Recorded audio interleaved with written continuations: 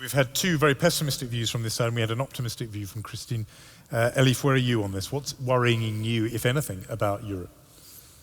I don't think you should expect an optimistic view from a Turkish writer. We are so depressed.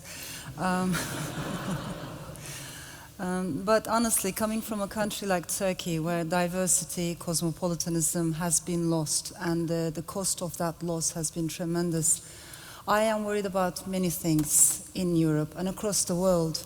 I think what has happened in Turkey could happen anywhere. It could even happen here. And while it's true that populist tides seem to have slowed, they have not disappeared. They are there, and we need to talk about them. And to me, it's very interesting to see when populist movements are in opposition, they have an impact beyond their size. So much so that they can change the rhetoric of mainstream politics and politicians. We have seen an example of this in the Netherlands, for instance. Yes, Geert Wilders did not win the elections, but thanks to his presence and his base, mainstream politicians in the Netherlands started to employ a much more nationalistic, jingoistic language during their elections. Now, when populists come to power, this is when they are in opposition. They have an impact beyond their size. When they come to power, history has shown us that they benefit enormously from controlling the state apparatus, the main narrative, but also the media. And thirdly, I think we need to be careful because no matter how isolationist and nationalistic they might sound, they are connected, they are interrelated, we all are. So today's populist movements encourage each other. So yes, Trump's existence also encourages Erdogan and vice versa. And therefore I think we need to understand that we're all in this together. We have things to worry about, to feel hopeful about as well. But the danger of nationalism, tribalism has not disappeared. And all around the world we are being told that we all belong in our tribes. And they're telling us that if we go back to our tribes, we will be safer if we're surrounded by sameness. And that's an illusion. Thank you. I want to come back to populism straight after, but why don't we hear from you, Douglas? You've written a whole book about the death, the strange death of Europe. You obviously believe Europe is not just on the edge, but has gone over the edge. Just tell us in a very distilled form, if you can, what's on your mind. Sure. I don't make any apology, by the way, for being gloomy. I think that if the facts are gloomy, you should be gloomy. And I think a huge amount of damage has been done historically and is still being done today by optimists. I'll have to fight back. But we might get onto that.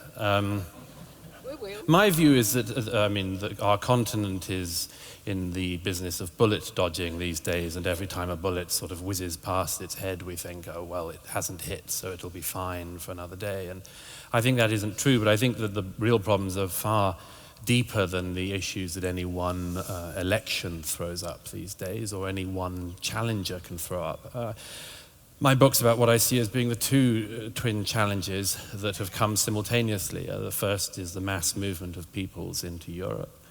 And the second is that this should come at the same time that Europeans have lost a sense of what we are, or what we're meant to be, or whether we're allowed to be, or whether we are just the place where anyone in the world who wants to call our continent home can call it home. And I think this is a massive historical issue that's far beyond, at the moment, the grasp of any politicians in our country to deal with. But it'll be the one that galvanizes us, I think, throughout our lives. And instead of Europe having a philosophy in which says if you're here, then you're European, and you can call yourself and think of yourself as being at home, what do you think should be the approach instead?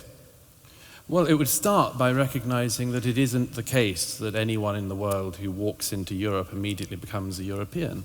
Our historical reasons for getting to some of the ideas we have about separation of church and state, about our wounded attitude towards religion, our attitudes towards politics, in my view, are highly unlikely to just be picked up and arrived at exactly the same moment as we're at by millions of people coming into our continent. And I think that all of our political leaders massively underestimated this, and it may well be impossible to reverse that.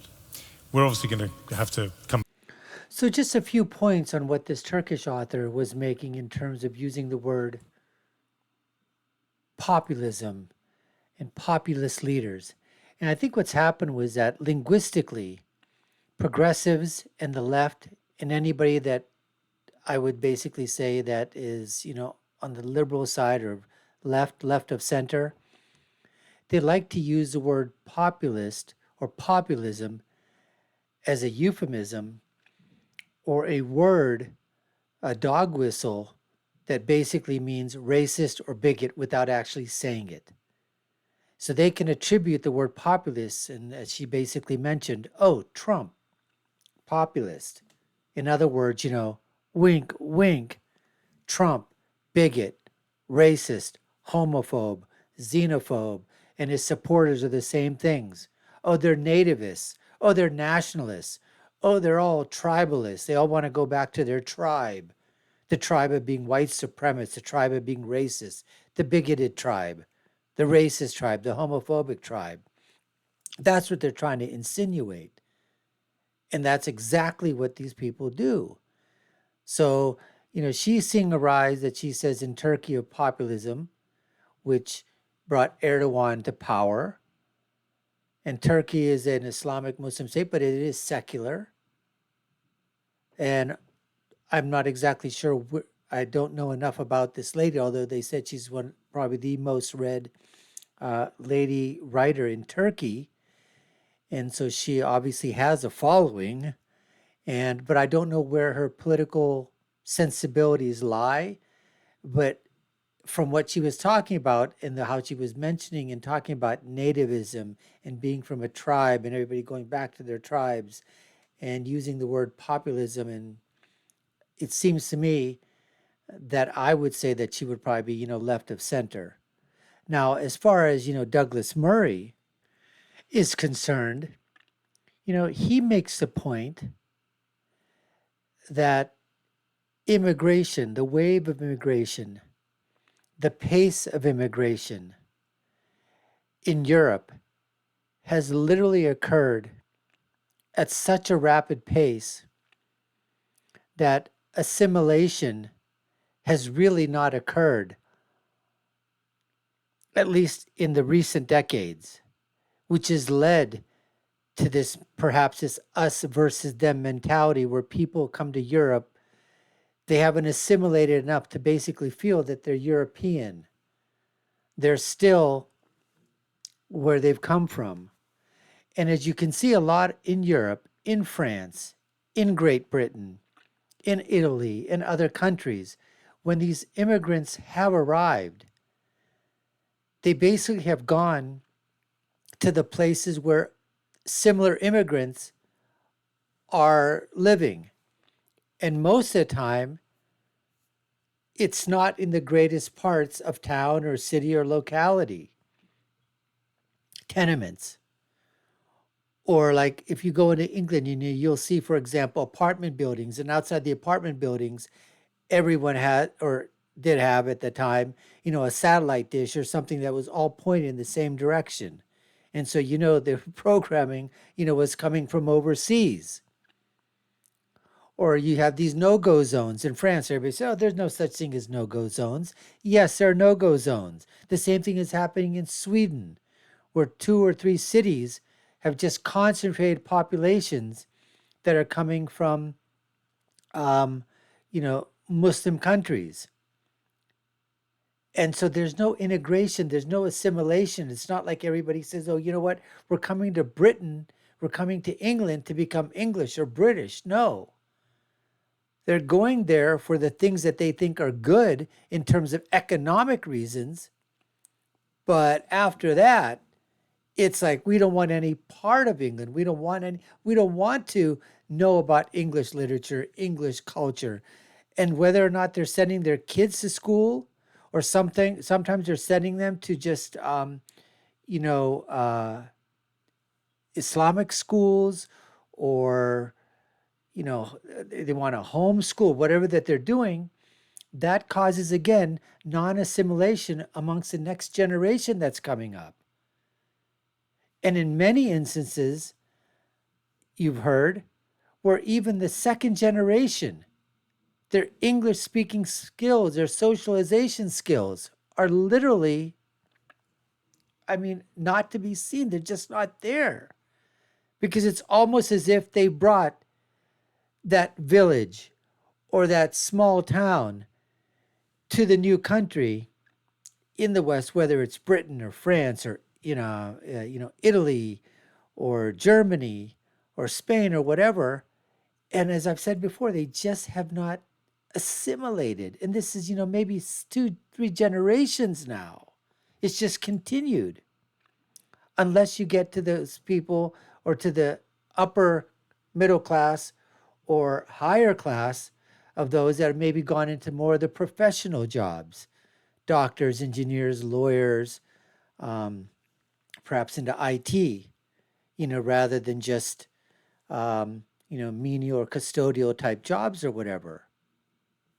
So that's the thing that's happened. Now in the United States, for example, where it's just a slower push in terms of immigration, although you do see a tremendous amount now coming from abroad, but you see it within the Hispanic and the Mexican community that's coming through.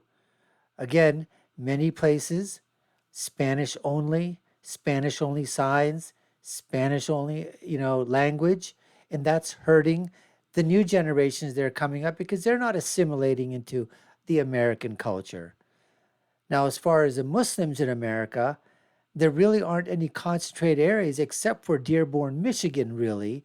I know you have pockets in California, around Houston in Texas, New York, but not to the extent that you've got maybe 20 to 25,000 Arab Muslims or Arab